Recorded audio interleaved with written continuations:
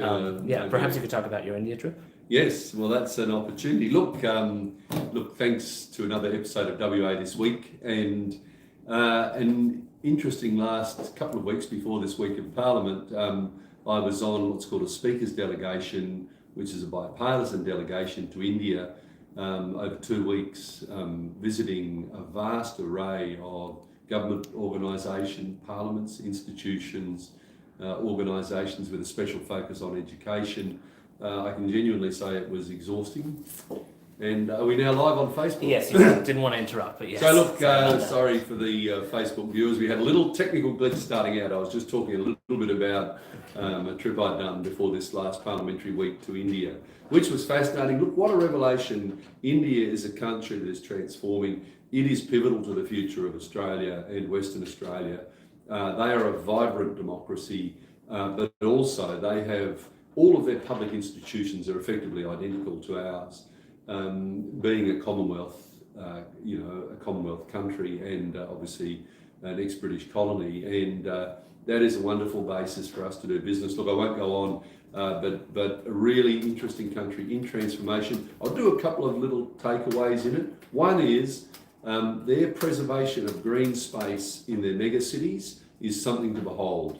Perth looks like a desert compared to even the largest Indian cities. I went to Mumbai, Bengaluru, Chennai, and Kolkata, other locations, and it is fantastic to see. And the denudation of tree canopy, particularly, can I say, with the government's vicious infill policy, is really, they really put us to shame with that. The other thing is, what a country on the move. They are really doing this magnificent effort of lifting their population out of poverty, and it really is a country that's transitioned dramatically. But won't go on. Could go on forever about that. It's a very long, very important part of our future. But what I want to talk about first up, Premier McGowan, or ex-Premier McGowan, sudden resignation, and it was very sudden. I can say, whilst not to talk out of school, I can say that the Labor Party members who were on the trip with me were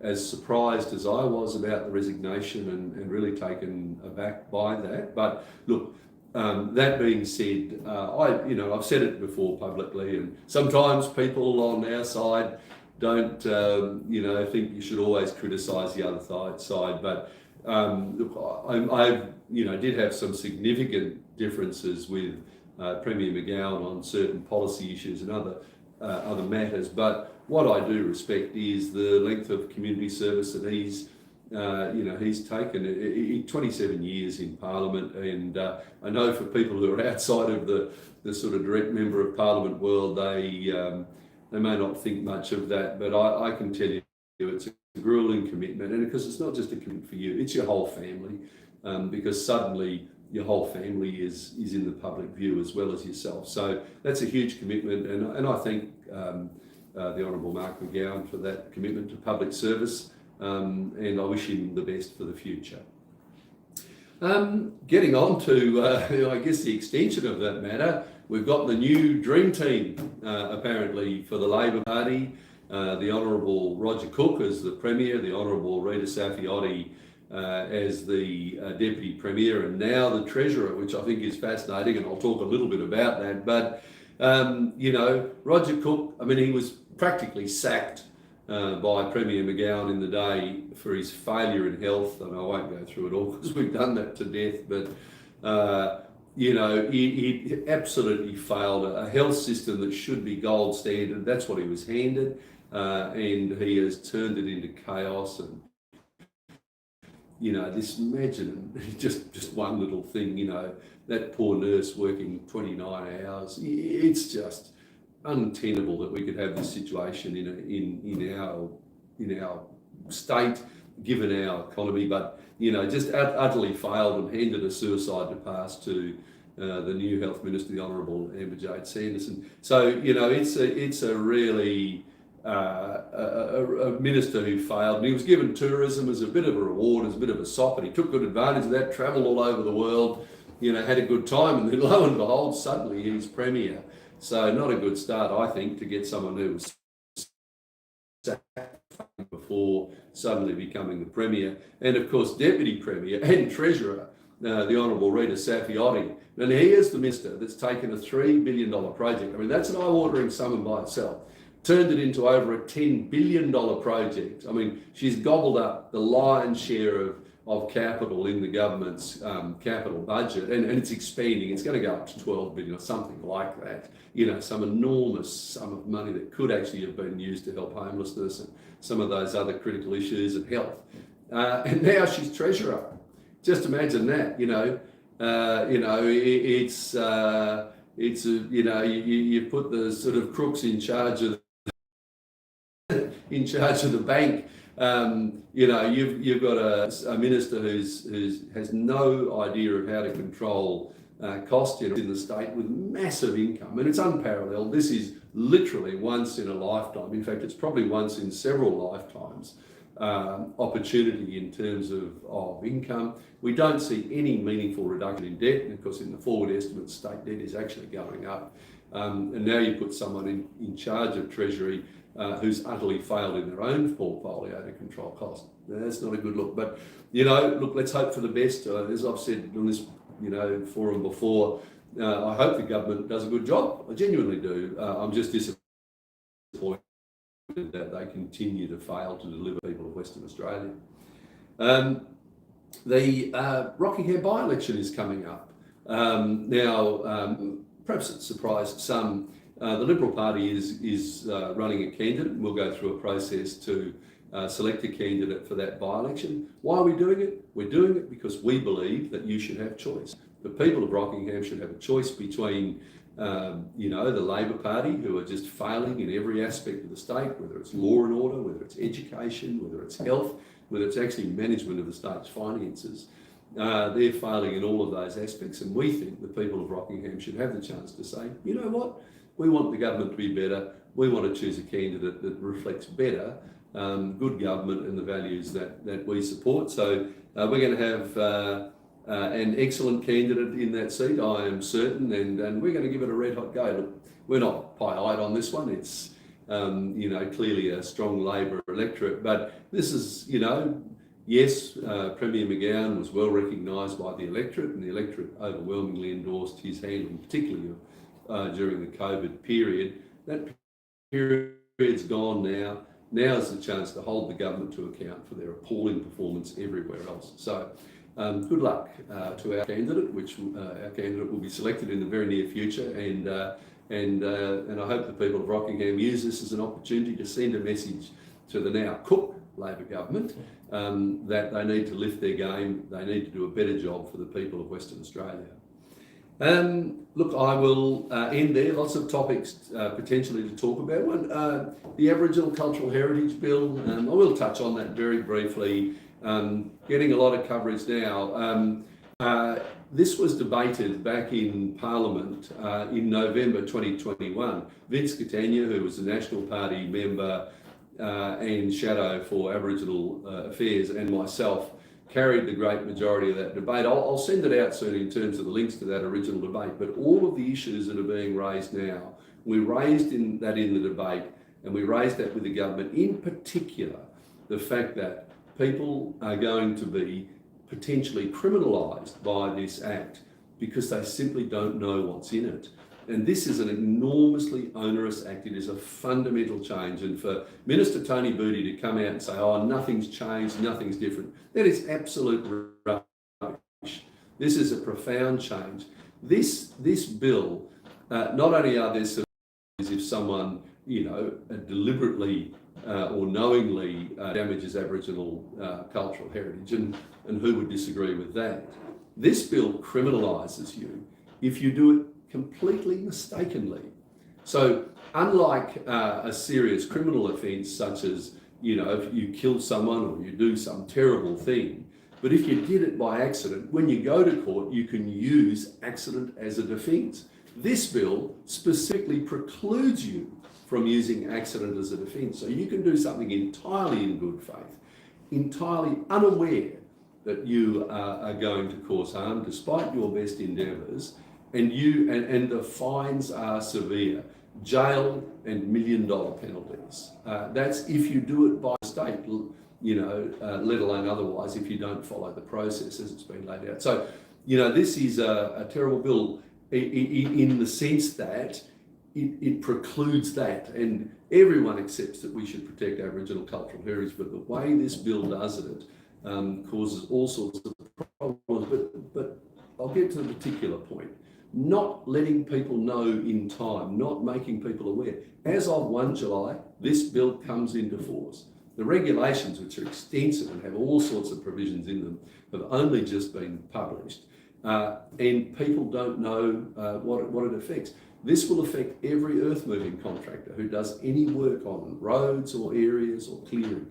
It doesn't just affect landowners, it affects anyone who works on the land. So it's incumbent on the government to come out with a proper communication package on this bill, and to make sure that innocent, good Western Australians don't end up being prosecuted in court and potentially going to jail because they're simply unaware of it because the government hasn't communicated it. So that's why the opposition has been asking for the government to delay implementation for 6 months. And I'll I've sent it out, I'll put a posting on Facebook. Back in November 2021, almost 2 years ago, I outlined this in detail to Minister Booty during what's called consideration in detail, where we go through the bill in detail, that we have to have a communication package so that we don't end up with people being inadvertently implicated in a criminal offence. And the Minister said, yes, they'll do it. And what do we see? At the 11th hour, they've got a completely bungled rollout of a communication package. And people are legitimately extremely concerned. My colleague Neil Thompson has put a petition out to get people to get the government, ask the government to delay implementation of this bill by 6 months. He's got over 21,000 signatures. I believe it's the largest petition in the history of the state.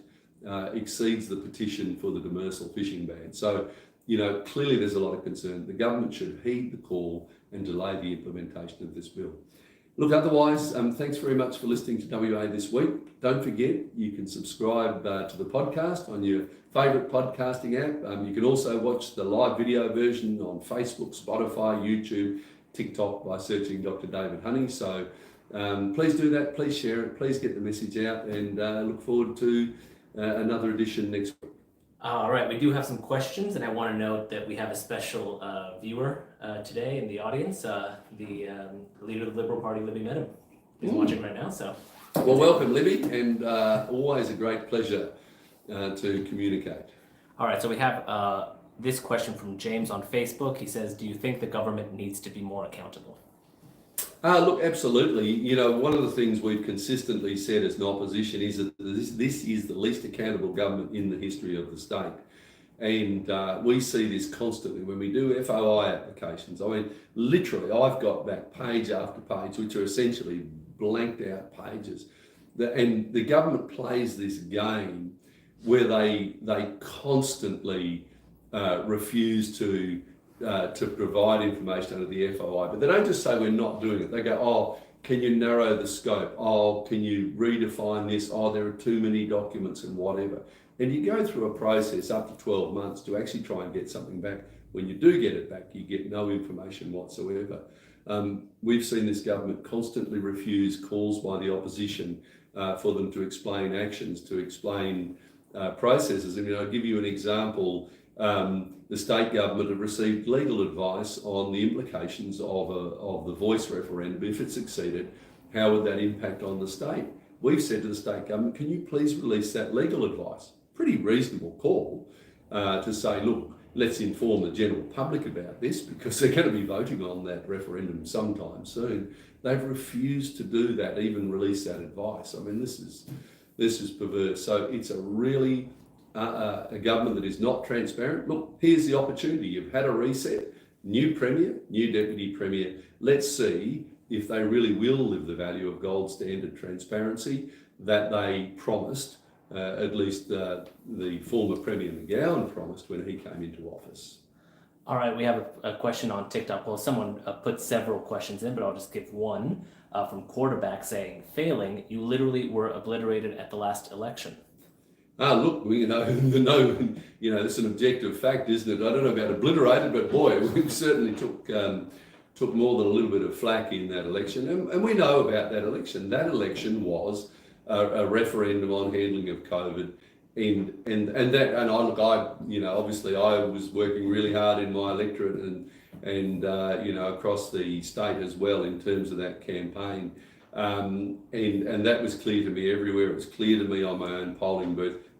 No one came to me and talked to me about any other issue other than saying, we think Mark McGowan did a good job with COVID and we're going to reward him. I had people that had voted Liberal literally their entire life, people in their 80s who'd always voted Liberal, and they said, look, I really, like the Liberal Party, but I feel I have to reward the Labor Party. So, yeah.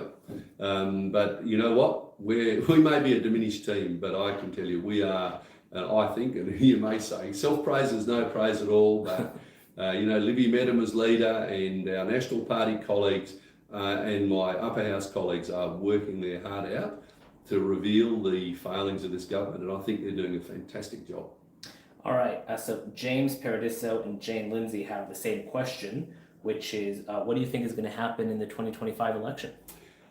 Look, it's a complete change scene. The simple reality is that the popularity of former Premier Mark McGowan had an enormous impact on the federal election, and I won't go through the sort of data on that, but it was very, very clear that still had a huge impact on the federal election, which affected us.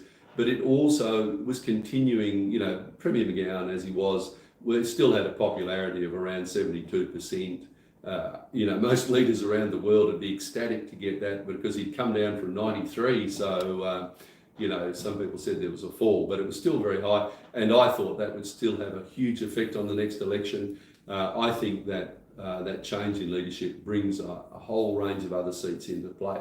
Look, what's going to happen? It's a fool that takes any election for granted. I mean, if we were to consider, on our side, the Liberals, if we thought, with Mark McGowan going, suddenly we're going to pick up a whole swag of seats, then we'd fail. But what we're determined to do, we're going to have outstanding candidates. We're going to have outstanding policies, and we're going to run a tough campaign against the Labor Party. We're doing it to win government at the next election, and I have no doubt whatsoever we'll do significantly better than we did last time. But I think former Premier McGowan leaving is also going to bring more seats into play on our side. All right, well, you have a compliment on TikTok that says that you were better dressed than the president. Well, we'll see. Name me, please. Yeah. So Renzi says McGowan ruined WA on TikTok. Well, you look at it, and as I said, former Premier Mark McGowan certainly got high praise for handling of COVID, and that was a consistent view across the community that people recognised that. But look at every other aspect. I mean, violent crime increased by 20%. Hospital ramping, ambulance ramping, but not ambulance ramping. The delays in surgery for people off the scale in comparison to any former government. Look at the debacle in Banksia Hill, and can I say the cruelty in Banksia Hill, just ridiculous. Look at the schools. We don't even have fully trained teachers in all of our classrooms now under Labor, going back to the Gallop era where we had the same problem. So you look at health, law and order, education, the big areas, they're failing in every aspect. So you're right. Under the guy or under the cover of COVID, this government's failed in every direction. And they've got enormous sums of money coming in because of the GST fixed by the Liberal National Federal Government, as it was, and because of the iron ore royalties and other mineral royalties. I mean, it is literally once in a couple of generation boom in government income.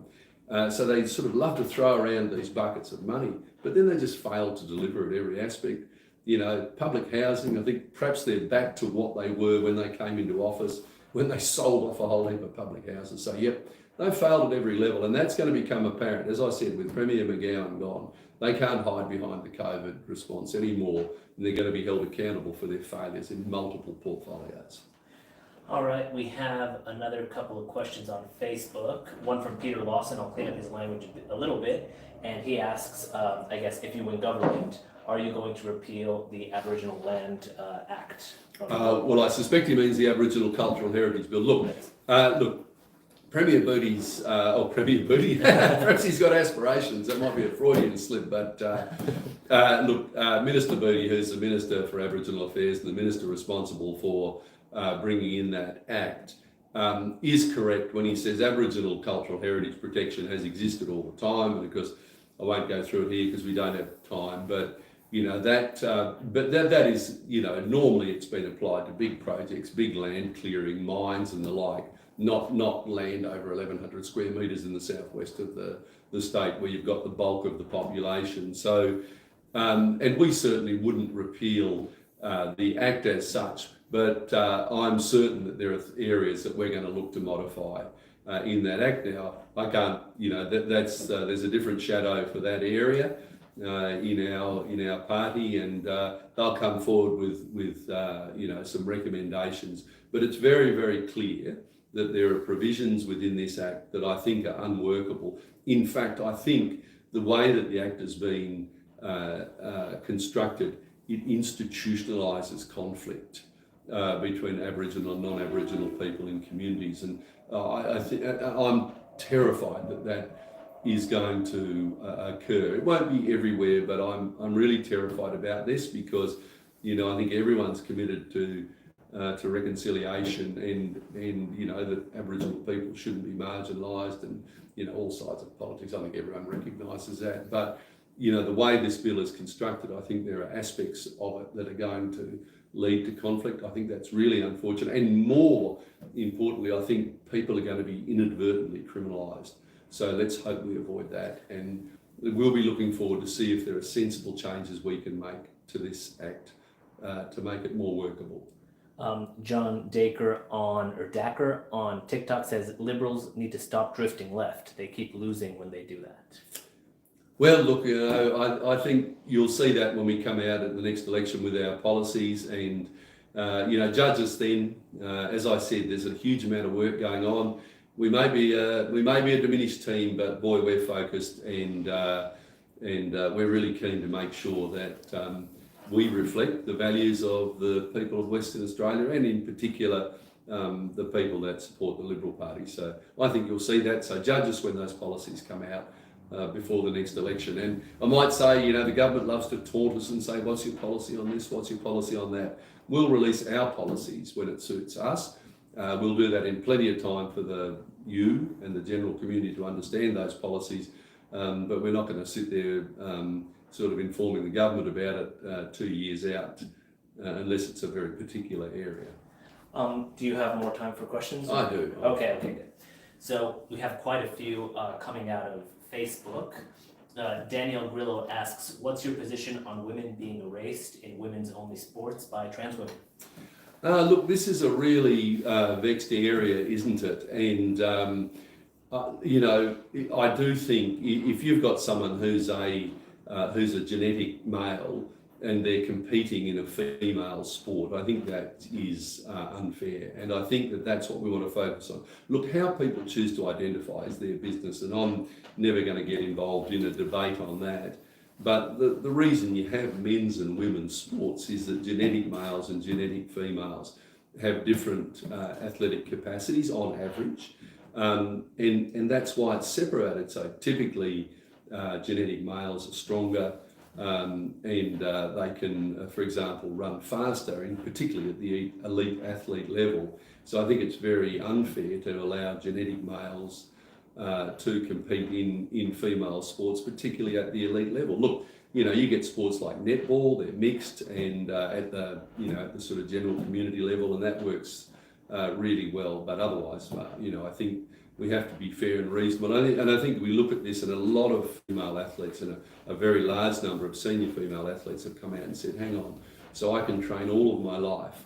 I can be at the absolute pinnacle of athletes who are genetically female, but now I'm going to have to compete with someone who's a genetic male, and they see that as desperately unfair. And I think that's correct. So I think in this case, I'm not going to get caught up in the definition of how people define themselves. I respect people's rights in that regard. But when it comes to competitive sport, especially at the elite level, I think we need to have a clear line in the sand. Okay, Rowan asks, how challenging was it to lead a two-person opposition in the Legislative Assembly? Well, you could ask Libby the same question. Look, Libby and I are of one mind, and that is we want to see a Liberal government, and we work really cooperatively with our National Party colleagues. We work hard on, I'm pretty sure none of you would have watched it, but if we go back 3 weeks, we had the estimates process, which is where we get to grill the government on every aspect of the budget. There were only 6 of us there, Libby and myself and my 4 National Party colleagues, to grill them. And we grilled the government. I mean, we were doing 14-hour days for that week, and we took the government through the budget and made sure that we grilled them on that budget. So we're working hard, and it's just a pleasure to work with Libby. It's a pleasure to work with my National Party colleagues, because we're focused on one thing, and that is removing this hopeless cooked Labor government. All right, we'll take one last question, which is, I'll just read it out, it's a bit long, but it says, I was disappointed to find out that WA's new electric vehicle network only supports one type of fast DC charging, CCS2. I've struggled to get any information on if both standards are going to be supported, or if me and my new car is going to be left out in the cold. If taxpayers' money is being spent, it should support all standards. Yeah, look, it's a real problem with electric vehicles, isn't it? And that you don't have that sort of just one common type facility. I wasn't aware that was the case. I'm happy to chase that up. In fact, I can ask a question in Parliament on that. So my colleague here will take a note of that. But it is a real issue. And can I look? Yesterday, you have a bit of fun and recreation in Parliament occasionally. And on Thursday, which was yesterday, I had the opportunity to drive a hydrogen vehicle. Toyota are introducing their Mira hydrogen vehicle into Western Australia. I am a big fan of hydrogen. That particular vehicle, beautiful car, you should have a look at it. It's a magnificent vehicle. Now, I know, and I had some comments when I did a post on this that, hey, is this affordable for the ordinary family? I don't think it is at this stage. But nevertheless, it's good to see that start. But there's only one hydrogen refuelling station in the state, and that's at the ADCO facility out at Zandicott. So hydrogen, I think, is offers a much better solution for a lot of people. This particular car has a 650 kilometre range, and it only takes a few minutes to refill it. And for hydrogen, there's only one type of plug. There's an agreed standard on that. So you just, plug it in essentially like a LPG car, and it refills very rapidly. So that should be the case for electrical. It would just be lovely to see a standard, but look, I'll chase it up. You can't imagine it's too hard to have different types of plugs, and unless there's different technology in terms of the rate of filling or something, rate of charging, maybe that's a problem. Happy to follow it up, and we shouldn't be sort of picking winners. It shouldn't only be Teslas that can be charged. It should be the range of electrical vehicles that are available to the people of Western Australia. All right, well, there are more questions, but we're way over time, so we'll leave it there. Well, look, thanks everyone. As I said, please share, subscribe, and I've sort of had a bit of a disruption over the last couple of weeks, but we'll be back regularly.